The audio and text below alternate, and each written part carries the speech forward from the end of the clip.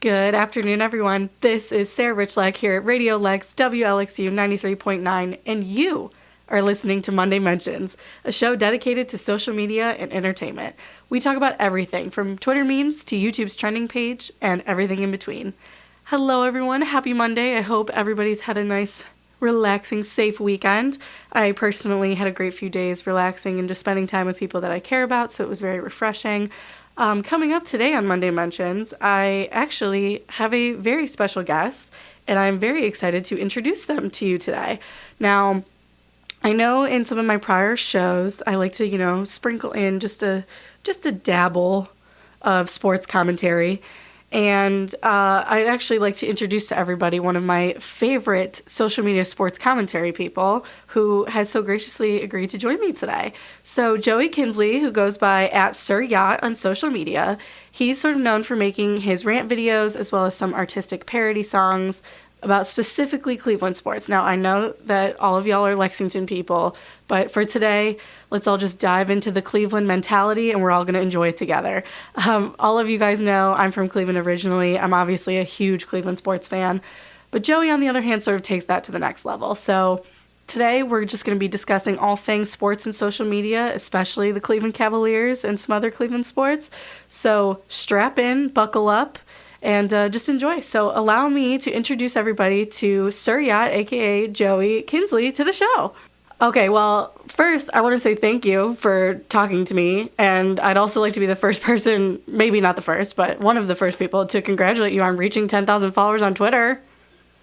Well, thank you very much. I appreciate it, and thanks for having me on. Absolutely. That's such a huge milestone, too. I mean, I can't even fathom having 10 people read my tweets, but for the type of content that you make, it makes perfect sense. So I'm so thrilled for you. And actually, I just looked at your feed 5 minutes ago, and you sent out something yesterday about all of the last 3 weeks. I mean, you had 860,000 video views, 4.49 million tweet impressions, and you had over 1,400 new followers in the last 3 weeks. I mean, that's awesome. Yeah, well, thank you. I appreciate it. It's been, the past week especially has been super wild. I've put a couple things out, one about, roasting Jake Paul, and then another one just getting mad about Myles Garrett swinging a helmet at Mason Rudolph. So I got pretty lucky in that I guess the right people saw it, and it's been pretty exciting. This whole week has been a lot of growth, but I'm working hard with it and putting out a lot of content, and it's nice to see that some results are coming in right now. So thank you. Yeah, absolutely. Well, you brought up Jake Paul, so I've actually talked about Jake Paul on my show before, and the whole Jake Paul thing and how him and Logan sort of just came to be who they are is just so fascinating to me. So for all the people who don't know what happened between you and Jake Paul, do you want to get into it a little bit? Yeah, sure. So, just as a backstory, I guess. So, Logan Paul, Jake Paul's brother, they're both, YouTubers from here, from Cleveland, and, credit to them, they've changed completely changed the landscape of how people make money on YouTube and how vloggers make videos and stuff, and they've really made quite a good business out of it, so credit to them for that. We don't necessarily see eye to eye morally on a bunch of things, and I don't think a lot of people do as well. So Logan just fought another popular YouTuber, KSI, in a quote-unquote professional boxing match. That happened, a week or so ago? Just about, yeah. Yeah. So KSI beat Logan. Jake Paul put out some sort of tweet, and it was very hard to read. So I was like, all right, I'll read what I can because I don't want to hurt my brain. So I was reading it, and he just said a lot of things I didn't agree with, like they never had anything growing up, and he always get into street fights. And I guess for your listeners that don't know anything about Westlake, Ohio, where they're from, Westlake, Ohio is one of the nicest cities in the state. Yes. They did not have a hard life growing up necessarily in those ways. I mean, everybody has their struggles, obviously, and I'm not saying that he didn't necessarily, but he definitely had good resources growing up, and he didn't get into any street fights. And so I made a video about it. And Keemstar, a YouTuber that has that drama alert thing. Oh, yeah. And we love Keem. People, yeah. he posted about it, or he tweeted the video, and it was already doing pretty well at that point. But that kind of that just made it go so exponentially farther. And then I guess Jake ended up seeing it because he replied to me and completely deflected what I said. He said that Westlake was called Heroin High, the capital of like heroin in the state of Ohio or whatever, which I wasn't even talking about. And he said there were fights in the wrestling room, like because he wrestled in high school like every day. And I'm like, okay, well that's like wrestling, like that's normal, that's sports. That's not a street fight. Mm-hmm. That's not like that. Westlake does not have street fights. The only thing they have, and I said in the video, is maybe a couple Yu-Gi-Oh battles, but they it was weird. And then he actually he direct messaged me about a couple minutes after he sent it, and he was really nice about it. He said the video was funny. He should have worded his tweet better, I guess. I don't understand. I think he sort of Cody Co'd you a little. Like it was a very reminiscent of the Cody Co moment. I think so too. It was very much like right. that. He and I don't know. It was too nice of him to say what he did. I'm a little worried because he has a lot of power on social media, and if he wanted to, I mean, he couldn't like cancel me or whatever. I'd take any publicity I get, because I could come back. And the thing with him is he doesn't have too much ammunition on me. He puts a lot of stuff out there. So for sure, it would be cool to do kind of like a reactionary thing with him, but the direct message he sent me was too nice, and the response as well. But he kind of deflected the entire thing, in the things I wasn't even talking about. He basically ignored what I said, which makes me kind of believe that he thinks I'm right about all his flaws and stuff. But I mean, not to say he didn't struggle growing up, but he definitely had resources, like I said, and he definitely did not. There were no street fights. Yeah, for sure. Well, I mean, that's I have to sort of almost like thank him in a way for that, because that was how this whole thing came about, which is the fact that we got to this point from Jake Paul being Jake Paul is hysterical to me. I know. It's so funny. I guess I got to credit him a lot for all the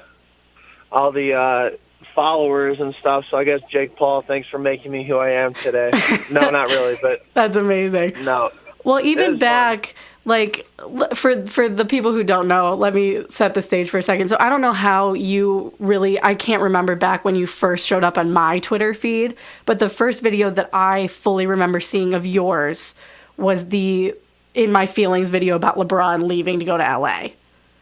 That's like the first video I remember. And when I saw it, I mean, I watched it 5 times just within the first like few minutes that I had seen it. And I was showing everybody that I knew because it was the funniest thing. That. Oh, of course. Yeah, I appreciate that. My extremely Caucasian dance moves came out in that segment. So it was perfect from start to finish. I had a lot of fun with that. I embrace it. I can't dance, and I don't pretend I can't dance. I know I can't, so I embrace it. Well, you did a good job, and you still do, with like interacting with the people that like your content. And I mean, I quote tweeted your video and tweeted about it, and you retweeted my thing, and I was like, oh my god, like that's so cool. And then literally when all the Jake Paul stuff was going on, like my friend Dom tweeted you and you responded to him, and there was like a whole back and forth there. So you do a really good job at staying very interactive with people, which is awesome. And then we ended up meeting over the summer, which was my big fangirl moment at the Cleveland Indians game. And yeah, that's right. And now we're here, which is just, it's really full circle. And it's awesome. No, it is. It was really nice meeting you, and it was a lot of fun talking to you at the Indians game. And then in terms of talking to people I just think engaging with people helps me. I think the more I engage with people, the more they engage with me and look at my content, which is nice. But then I also just kind of like talking to people and stuff. It's just it's good, and I don't think I'll ever get to that point where I'm gonna ignore people that interact with my content and stuff. If you take the time out of your busy day to listen to my stuff, watch my stuff, then I'll do my best to reach out, and thank you for that. Absolutely. That's awesome. So how did you sort of get into, making these videos and the type of content that you do? Like what sort of sparked that? So the direct thing that sparked it, I've always wanted to do content and videos and stuff. I just didn't know how, and I never put myself out there because I was kind of worried about the reaction that I would get, or if like an employer would see something or something. So when the Browns went 0-16, this was New Year's 2017. Obviously, that wasn't the most happy and thrilling time. So I was pretty angry about it, and my friend who I was with, he's visiting in town from Florida. He was here, and then he went down to Florida. His name's Tom Ramel, one of my best friends. He's like, dude, you should make a video about the Browns going 0-16, just like make a rant or something. I was like, dude, I can't. I mean, I can't do that. I'll do it tomorrow or something. He's like, no, do it right now. We'll film it right now and put it out tonight. And I was like, dude, I'm not going to do it. He's like, dude, just do it. I was like, all right. So I made a video about the Browns going 0-16. I got really animated in it, went to a few places and basically said, Hugh Jackson, since you want to jump into Lake Erie, here are a few spots, the best spots in Lake Erie that you can jump in, and it was freezing. A lot of people thought I was going to jump in, but I did that like in February, not right then. Mm-hmm. But anyways, I posted it to social media, and it kind of just went off. McNeil, that Reflog 18 guy, he retweeted it, and that probably helped a lot, but that was my first video, and right before the Jake Paul video, that actually was my most viewed video, my very first one. But then I got picked up by SportsCenter, Snapchat, and a couple other things. So that was really cool to see. But then I was like, this is really cool, and I'm gaining some followers. It's funny because the week before, I was thinking about deleting my Twitter. Like, I just didn't want to use it anymore. Yeah, I was like, oh, whatever. I'll keep it up. But yeah, so I was like, these videos, I guess I'm getting some followers and stuff. I might as well try and make some videos. So I did something like once a week and pumped up some stuff about the Cavs because LeBron was here, so that was kind of easy. Mm-hmm. And it took off a little bit, but it was a little stagnant once he left. So I was like, all right, I got to invent the wheel. I don't have to reinvent the wheel, but I got to, make things different, make things interesting because, people aren't going to pay attention to LeBron too much in Cleveland. And then I pumped up some more Brown stuff, which is cool. But then, I was starting to gain more followers from outside of Cleveland. So I was like, okay, I got to do some stuff besides Cleveland and sports and things like that. So I started talking smack about Ariana Grande fans and Beyonce fans and just anybody that'd be able to listen.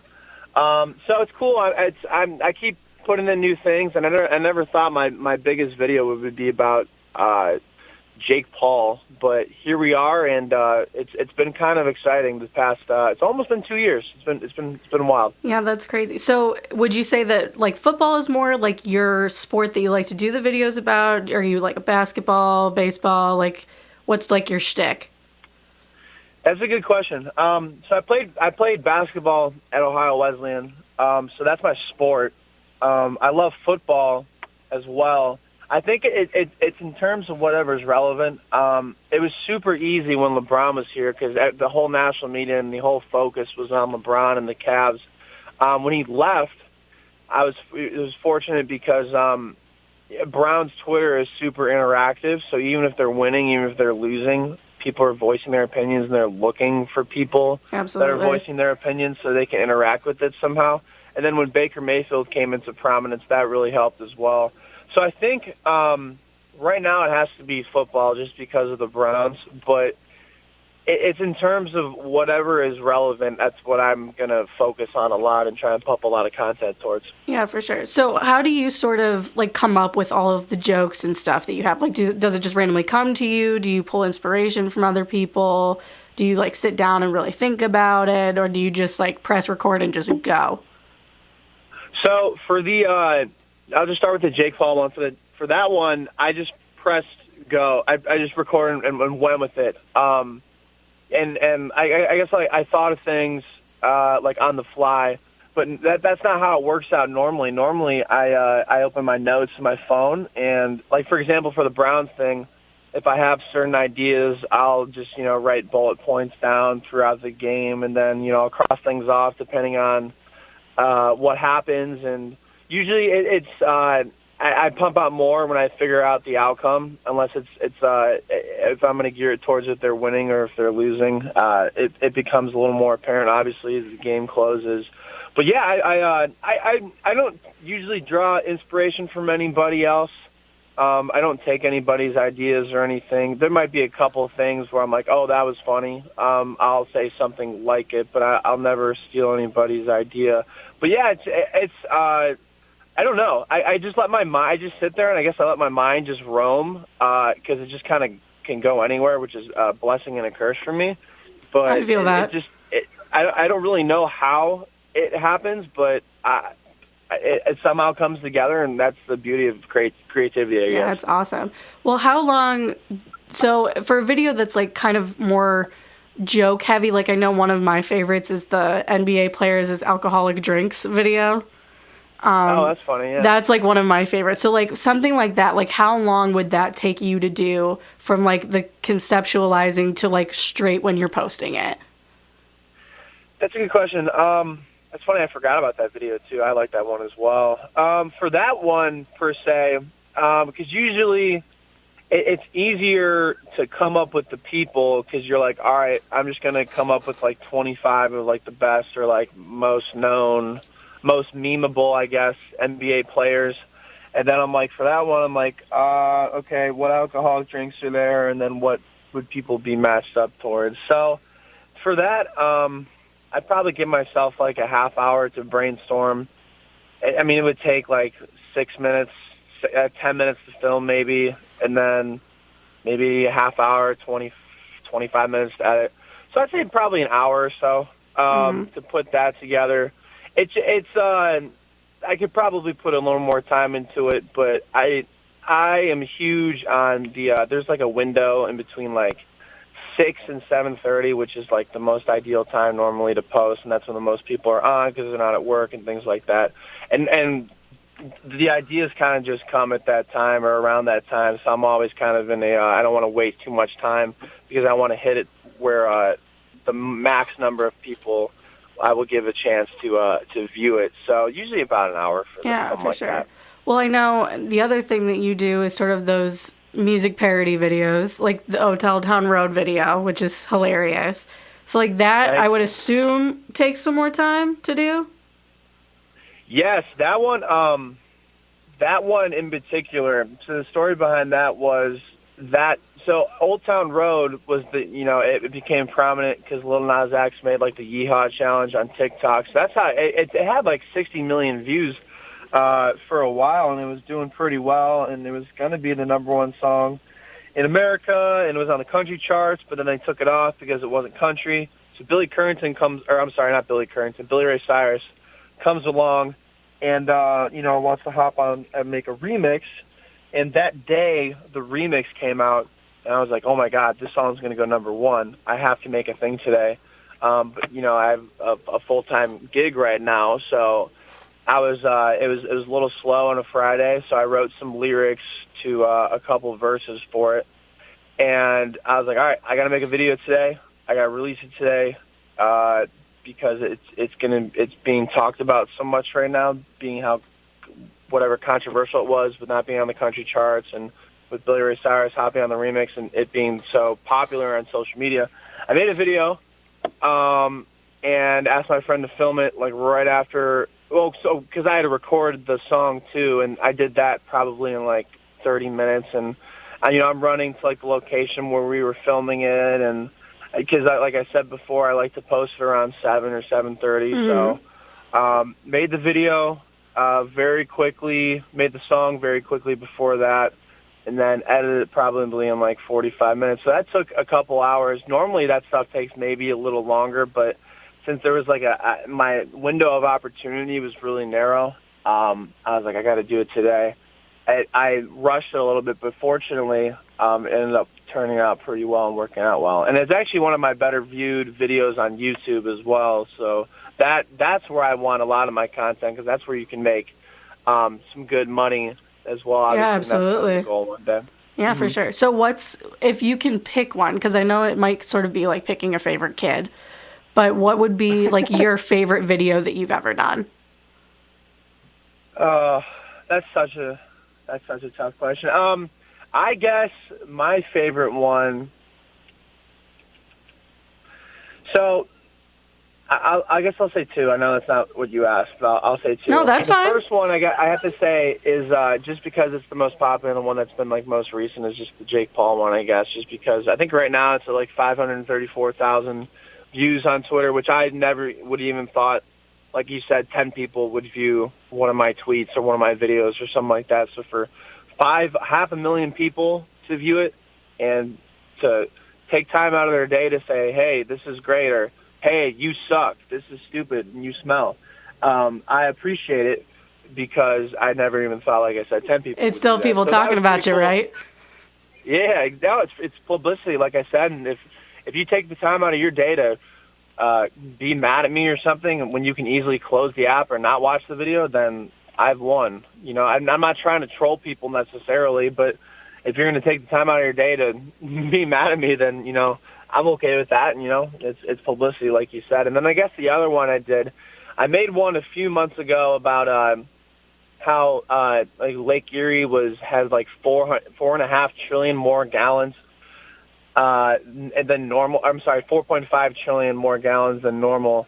So I made a video about how we can make sure Lake Erie goes back to normal. And I went to the beach and had like a bucket of water and was throwing water from the lake to the shore, which didn't work obviously because it just go back in the shore. And I just made a video about how we can save Lake Erie, and that one ended up doing pretty well because I like doing like weather videos and things like that. So that was fun. And the videos with LeBron when he was here were always fun. The NBA Finals videos were great because I just would yell at a camera if they lost, because they would lose a lot to the Warriors, and if they won, I'd just be I've got a lot of questions about the Cavs and the Warriors back and forth. We'll get to that for sure, because I need your take on that. I need it for me to go to sleep at night. All right. Well, I want you to sleep at night, so we'll talk about it. Perfect. Well, I know aside from like just the rant videos and all that stuff, you've been dabbling in music a little bit. Yeah. So that was that's been the main focus. I've always wanted to be a musician, an artist of some sort, and tour. And I always thought that making content and videos would be like a good backdoor way of doing that, because I have a contact out in New York that I'm working with right now, and we'll see how things go. But I've always thought that the social media aspect of it would be a good backdoor thing, get people to see the music and stuff. But then I fell in love with the art of creating content and stuff, and I still want to, be an artist one day, and that'd be great to sign a record deal. But the content, I guess, has been the first priority right now, which has been really cool. But yeah, I have a couple good videographer friends that do pretty well on their own, and they make some really quality music videos, and I do my best to complement that by making as best of a song as I can. So it's been really fun. Yeah, you're pulling a Cody Ko moment. You really are.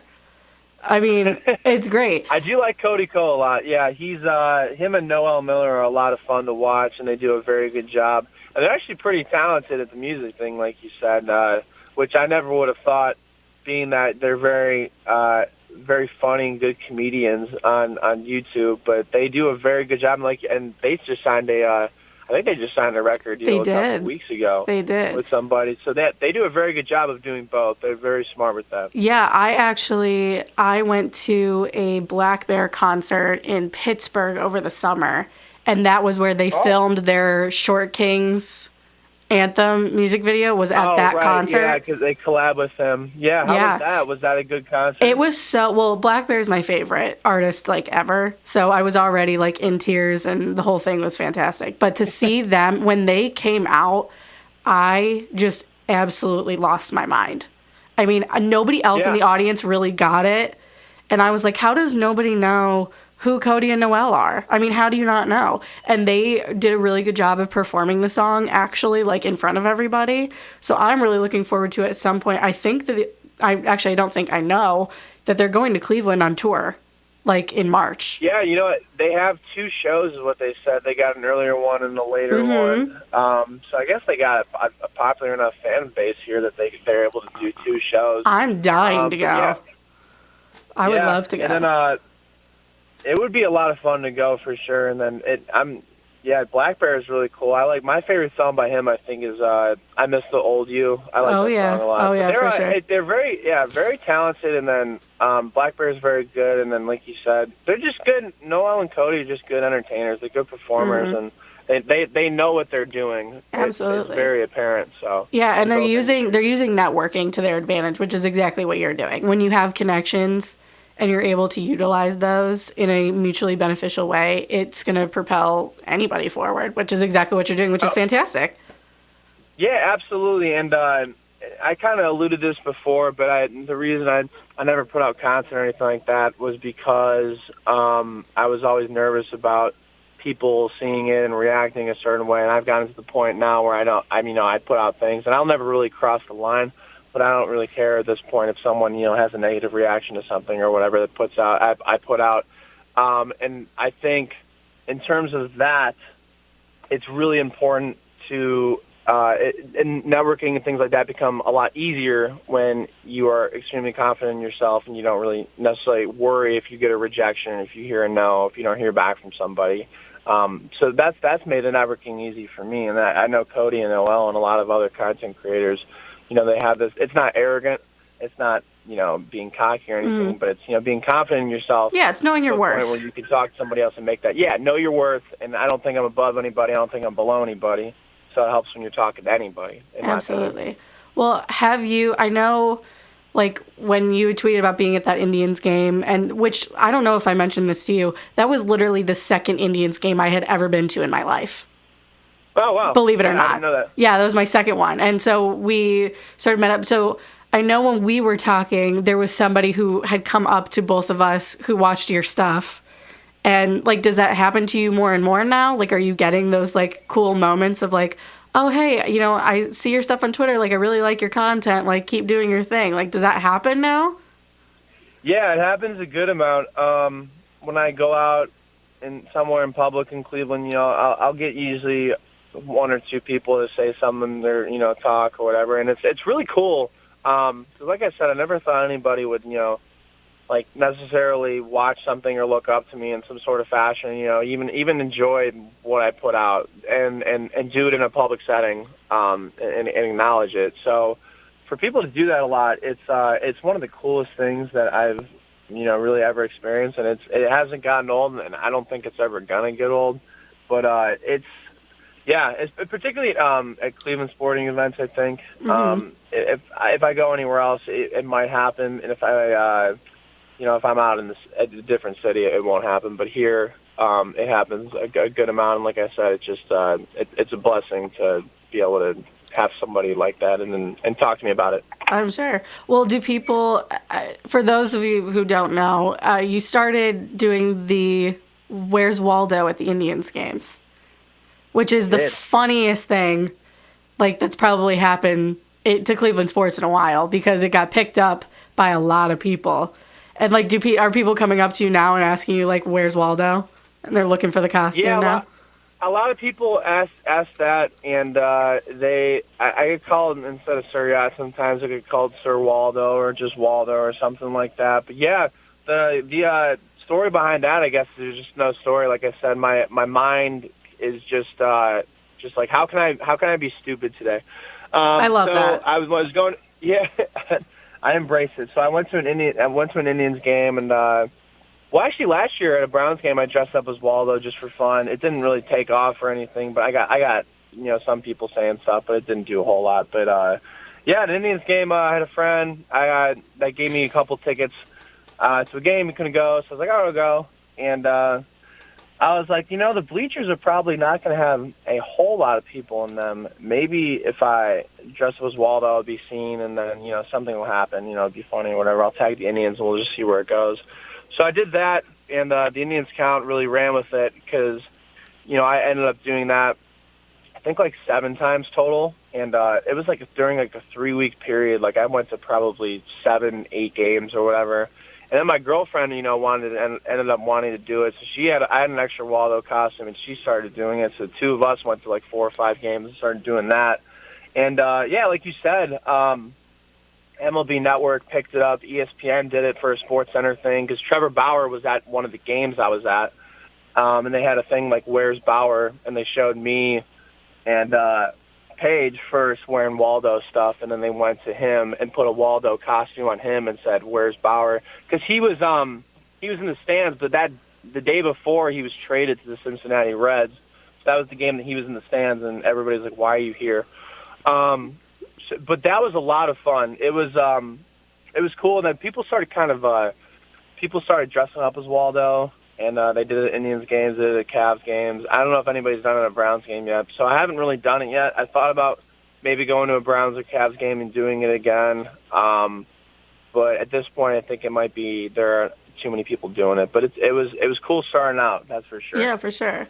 Well, I think if I remember correctly, I saw something either on your Twitter or on your Instagram. But through sort of all of this, you're gaining this following, you're gaining, this exposure. Have you sort of met any famous people, famous athletes? You can totally name drop. Like, what's going on? What's the tea?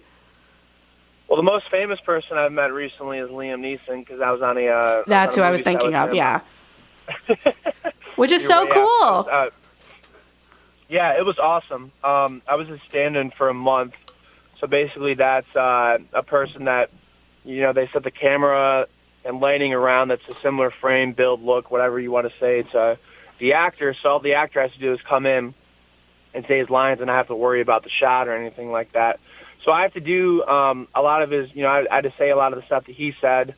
I held a bunch of, fake guns, like a 9mm or a rifle, and did a lot of the movements that he did in the movie. The movie's called The Minuteman. It should be out at some point late next year or early 2021. But in terms of interacting with Liam, obviously one of the coolest things ever. The first thing he did was come up to me, and he goes, "Hi, I'm Liam," and I was like, "I know who you are. Like, I should be the one introducing myself to you. Like, you're Liam Neeson." So he comes up to me and says that, and that just kind of speaks to his character. Like, he's one of the nicest people I've ever met without being a Hollywood actor. Obviously, probably the nicest person on a set that I've ever met. I've only been on a couple sets, but he's just a humble guy, very nice guy. And seeing that man act in public, or act in right next to him, like 5 feet away from him, was unbelievable. I mean, he is so good at what he does, and it's funny too because what I learned is that you get through 2 minutes of a film or something like that, and then that's how long it takes to film in a day. You get 2 to 3 minutes done. And just the amount of shots and angles that go in and the preparation and everything like that, it's unbelievable. These people work 12, 14-hour days, and that's their living. They do that, and they hop on different movies. For me to be able to experience that and to see Liam act and to work with him and talk to him like he was, we were just boys or whatever, was probably one of the coolest things I've ever done in my entire life. That's awesome. Well, then, would you say that sort of the social media aspect of what you've been doing has sort of been opening doors for you in terms of like other things that you're working on?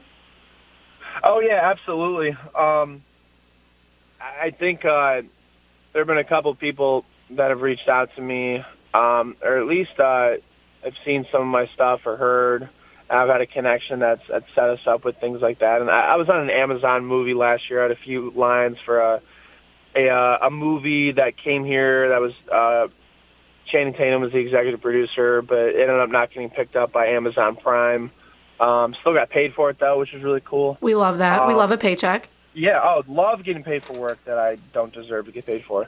I will never complain about that. But I've a lot of those connections have been because people have seen my social media, and they knew a person who knew a person who knew a person. It's just like, it's crazy. And then, I'll like the stand-in thing for this year, the same casting department that casted me for the role I played last year in an Amazon movie, and I stayed in contact with them for a year, and they reached out to me a couple months ago, and that's how it happened. But you really never know in terms of connections what's going to happen. You just kind of treat people the right way. You thank them, and you stay in touch, and they end up remembering you, and you really never know what comes of it. So that was really cool, and I'm excited to see what other connections I'll make and have, and where I go after this. Yeah, for sure.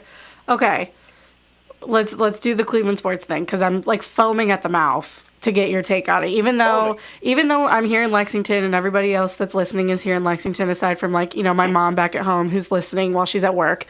I'm Go Wildcats. Yes, go. Thank you. I know your girlfriend's a big Auburn fan, so I was, yeah. So sorry. Yeah. We are not the biggest fans of Auburn here. I mean, it makes sense. I mean, SEC, Yes. I understand. Yes, but we will give credit where credit is due. So my sport is basketball. I follow basketball the most. So this is my moment to shine here with all of these. So 2015 finals against the Warriors. We had the big three, but we weren't fully healthy at that point. So right. Do you think that there's a potential that the outcome of that series sort of would have ruled in the Cavs' favor if LeBron sort of had the full healthy supporting cast, or do you think that it still probably would have ended up the same way? Oh, no way.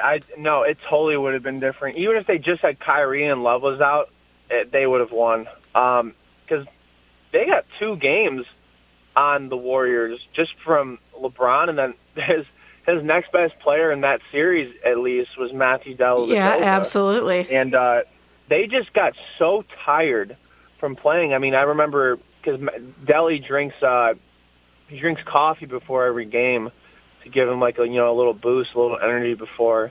And he played probably 45 minutes in Game 2 when they won, I think.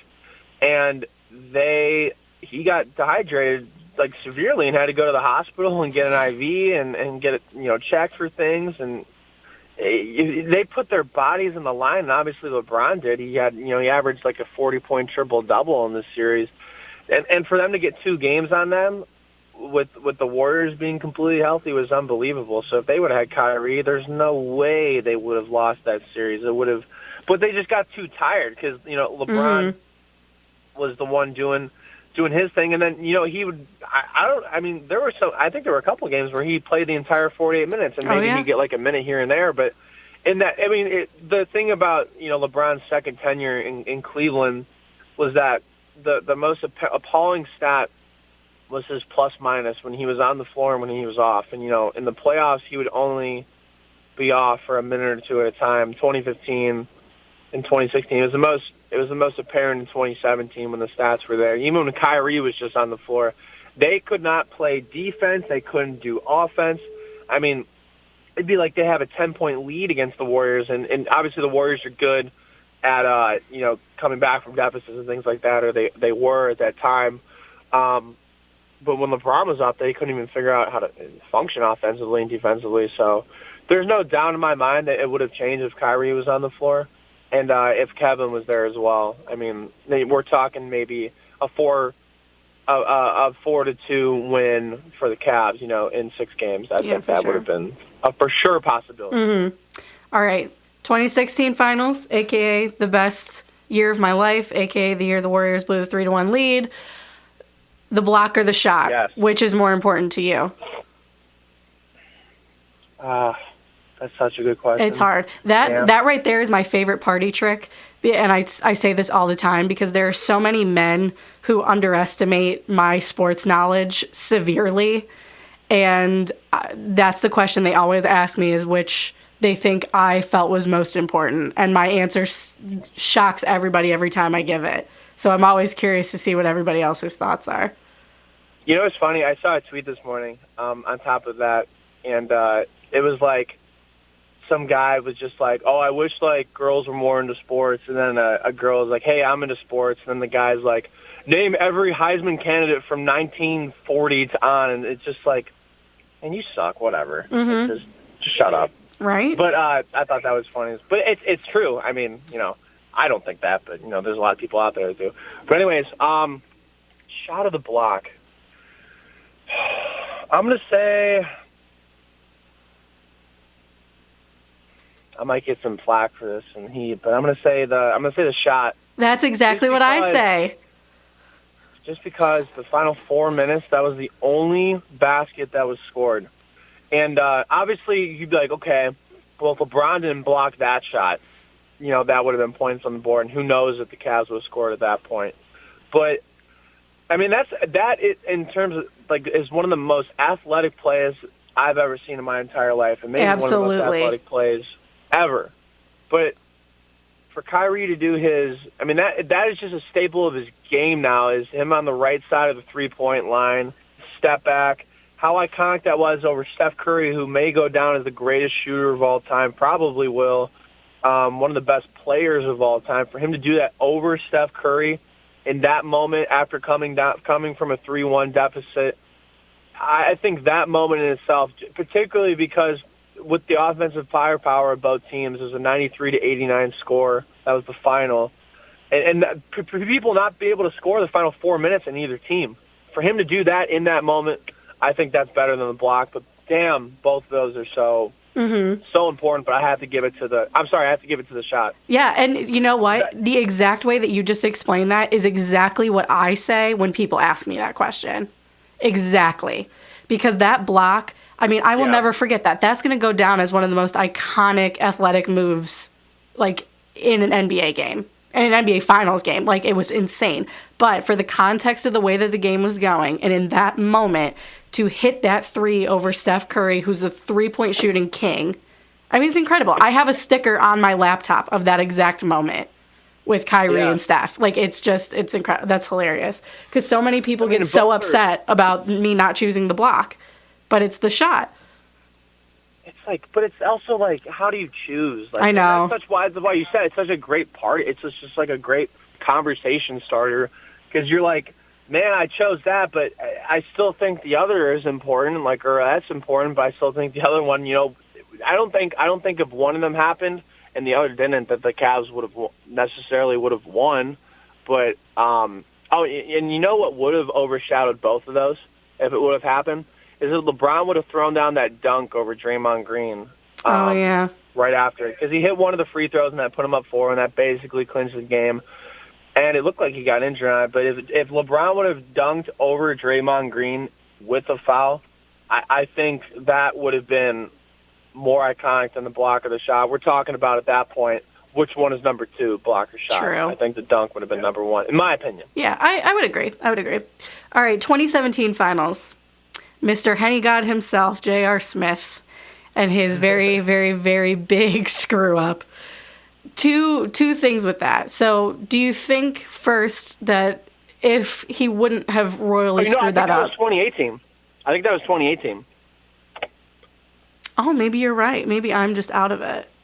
Because 2017, Kyrie was still on the team. 2018, they didn't have him. They just had Bron and Love. Then you're right. They traded... Yeah. I'm totally... Which one do you want to talk about, 17 or 18? 2018 with JR. Okay, let's do that. So the first part of it really is, do you think that if he had been fully aware of the score and that there was either a shot that went off or something, do you think that sort of would have changed the trajectory of the series? And do you think that it was that moment that was either the catalyst for LeBron's move to LA, or do you think that was sort of like the straw that broke the camel's back and that was like, okay, my decision's made, I'm going to play for the Lakers? All right, before I answer those two questions, I also had a JR blunder in that moment. I haven't really ever admitted it to anybody, but I thought the Cavs won the game when JR ran it out. Oh, wow. He was running it out. We won.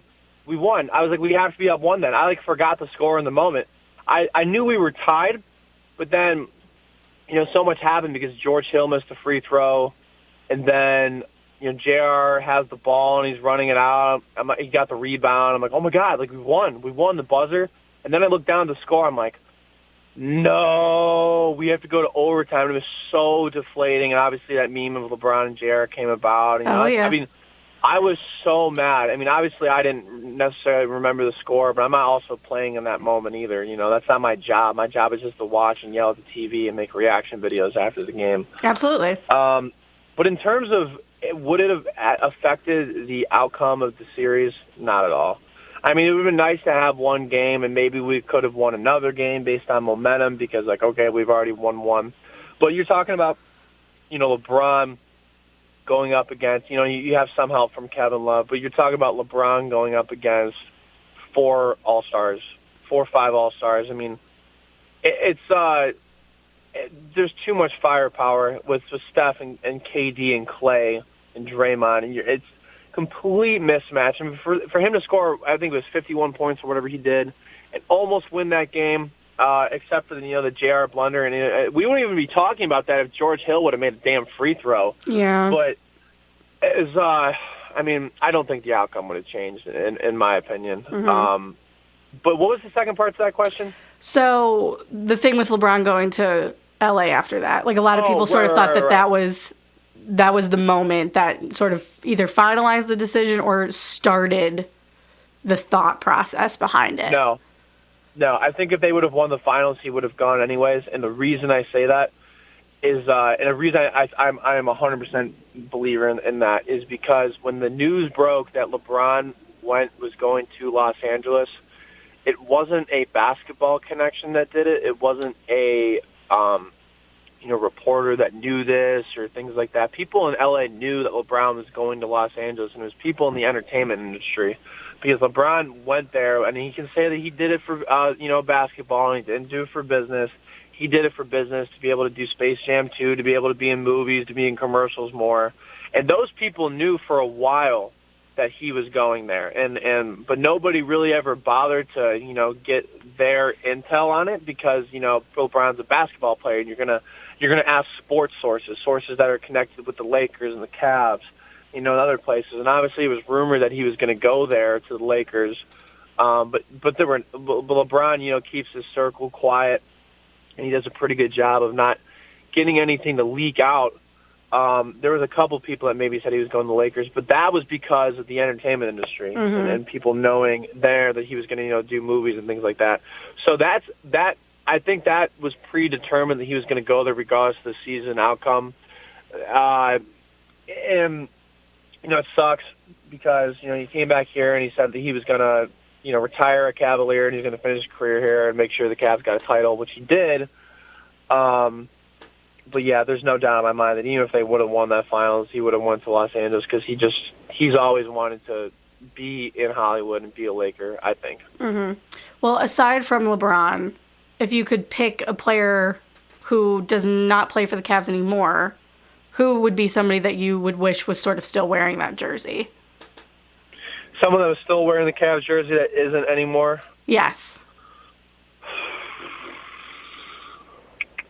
I wish Kyrie didn't go full psycho. Yeah, that would be my vote for sure.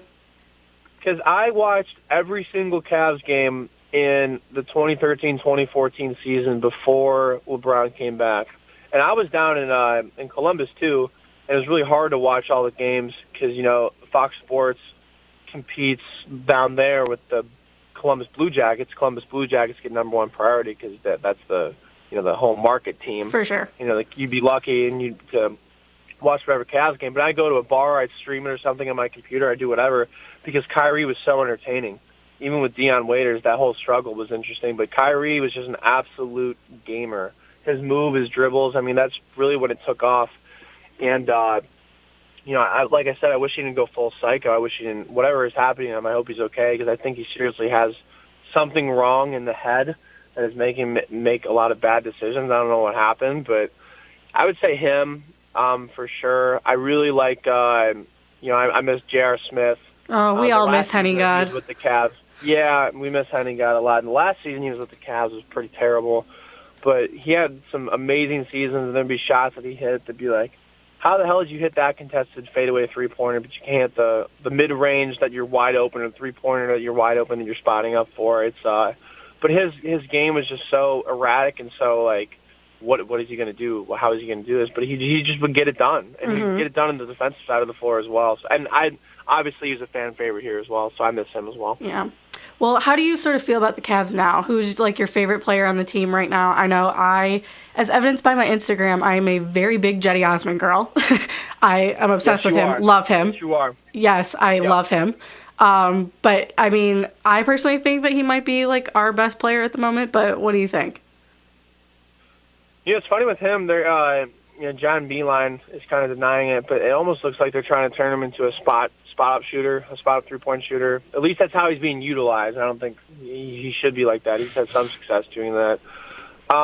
My favorite player right now, I think eventually it'll be Darius Garland, but right now it's Colin Sexton, and he is really absolutely balling right now. He's blossoming right now into an amazing player in his second year. I mean, he's so aggressive on the offensive side of the floor, and who knew he could dunk so well? I mean, he's just such an athletic force, and his 3-point shot has gone particularly solid this year. He's worked on that. It's not the prettiest form, but it's consistent. It's the same shot every time, and that's all you need. And if it goes in, who cares what it looks like? But I'd say him, and he'd be my favorite player, even above Kevin Love or anybody like that. I'm very surprised.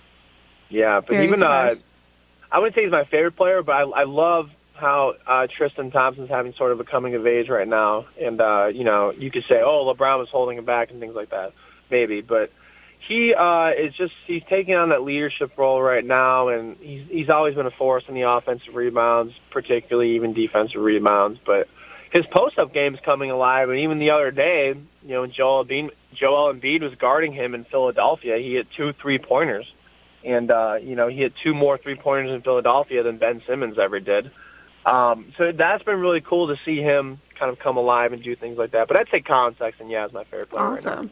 Okay, my last 2 about the man, the myth, the legend himself, LeBron James. Okay.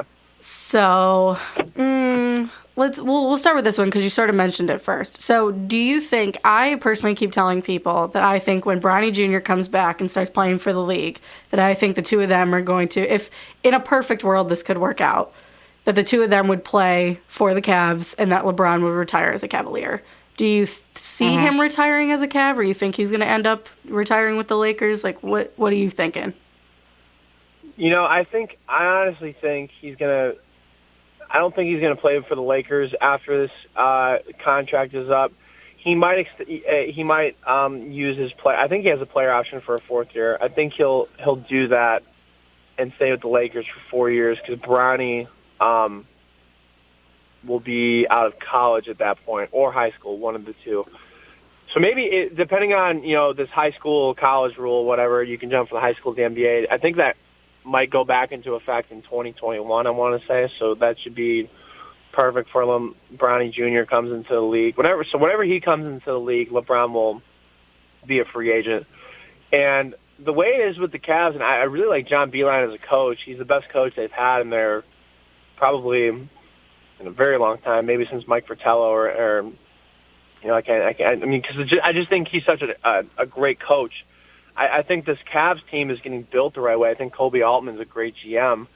I know tanking is out the door now because the Cavs were, a top 3 lottery team, and they got like the 6th or 7th pick in this past draft. Mm-hmm. Or I'm sorry, they got, or whatever they were. I think they were the 6th pick. But anyways, I just don't know if they're going to be bad enough. I don't think they'll be an amazing finals team, but they might be one of those teams in the middle of the road that's like an 8 seed or like as a 10 seed in the Eastern Conference. I don't know if they'd be able to get Bronny Jr. That being said, he's going to play wherever his son is because he's going to want to do that. I couldn't see him competing against him. I think historically that'd be one of the greatest seasons for him and his LeBron and his son to play with each other. It'd be so cool to do it here. But I can't say whether or not that he's going to be retired as a Cavalier because I think he'll retire wherever his son plays. I mean, if it's going to be here, that'd be a really cool story. And, yeah, LeBron will retire here. But who knows when he's going to stop playing? True. He's got a lot of gas in the tank, and he doesn't look like he's slowing down. He's definitely not at his peak, but he's still in his prime. And for somebody to be almost 35 and to be in their prime like that and to be averaging what he's averaging is absolutely insane. I know. So I don't even know. The one... He's unlike any other player. Yeah, the one shot that he made over, what was that, the past week? That dunk? He literally took off in the air. Ago. Yeah, whatever that dunk was. It was incredible. It was insane. And he jumped probably like 8 feet out and just completely threw it down over a 7-footer. And that, for somebody to do that's that, like, age and, like, weight, like, people should not be able to jump that high at that age and that, like, weight. Like, he is an absolute specimen, and he's up there with Bo Jackson, all those greats, is one of the greatest athletes of all time. Mm-hmm. And he grew up in our backyard in Akron. Yeah. Well, speaking of the greatest players of all time, my last question, LeBron or Michael Jordan? LeBron. It's no doubt. Thank you, And thank you. well, you're welcome. You could equate it to rings. You could say, Michael Jordan got 6. When he was in the finals, he did perfect, and that's when you need to win the most. That's fine. But you see all the stats about how the Bulls were good. When he was playing baseball or he was retired, they were still just as good. LeBron's teams historically have not been very good without him, and you could always say, those teams have been catered towards playing with LeBron. And if LeBron wasn't there, they'd be constructed a little differently. And you might be right, but statistically, LeBron is better than Michael Jordan, and he will be better than Michael Jordan. He'll pass him in points and every single important statistic there is out there. And in terms of his impact, LeBron is way more of an all-around player. The points, scoring, the passing, the defense. You could talk about how physical the 80s and 90s were. I think this is a way tougher style of basketball, and way more competitive, way more athletic. People are getting way more athletic. And for him to do what he did, the greatest finals accomplishment of all time, to beat the greatest regular season team ever, come back down from 3-1, and to lead that team, to lead a city that hadn't won 52 years, that clinched it. For me, obviously it did for a lot of people as well. And, 3 rings, sure. He might win another one. We'll see. I think this year might be his best chance at winning one. It might be the Clippers. Who knows? But for me, statistically, all the stats show it's LeBron. And in terms of play style and everything else, the eye test, whatever you want to say, the intangibles, it's LeBron James. And for him to do this, and he's still going to be, and I'm saying it now, in the 17th season, and I don't know when he's going to retire. I don't know when this is going to start going down and when he's going to start regressing, because he just hasn't regressed. So I think by the end of his career, there will not be a doubt in anybody's mind that's rational that he is the greatest player of all time. Awesome. Well, this has been so great, Joey. I thank you so much. I really appreciate you taking the time out of your day to talk to me. This has been awesome. For anybody that wants to find you, where can they find you online if they want to see your stuff? Well, first off, thanks for having me. I appreciate it. It's been a lot of fun. So SirYacht on Twitter and Instagram, SirYacht. Same thing on YouTube. I'm on Spotify as well. And I post a lot of good content, mostly on Twitter, but I'm gonna, there's some stuff on Instagram and YouTube as well. And then, like you said, with the music and stuff, I do some stuff. So check it out. Spotify, Apple Music, search SirYacht, and making a lot more stuff coming up soon. So make sure to check me out, and I'll keep it fresh. I promise. I'll always keep it fresh. Yes, we love it. We love it when everyone keeps it fresh. I love it. Well, thanks so much, Joey. This has been awesome. I really appreciate it. Alrighty, folks. Well, this has been Monday Mentions here on Radio Lex, WLXU 93.9. Again, my name is Sarah Richlak. I'm signing off. I want to say a huge, huge, huge thank you again to Joey for coming on and talking to me today. If you'd like to search him on social media, YouTube, all that good stuff, you can search at SirYacht, like he said. He really makes some incredible content, so I'm looking forward to all the things he's got coming up in the future. Remember to be thankful today, count your blessings. I know I've been spending a lot of my days feeling so blessed, so I hope to pass on some of my good vibrations to you this afternoon. And just take it and run with it. So until next week on Monday Mentions, thanks for listening. Have a great week. And as always, go Wildcats and go Cleveland.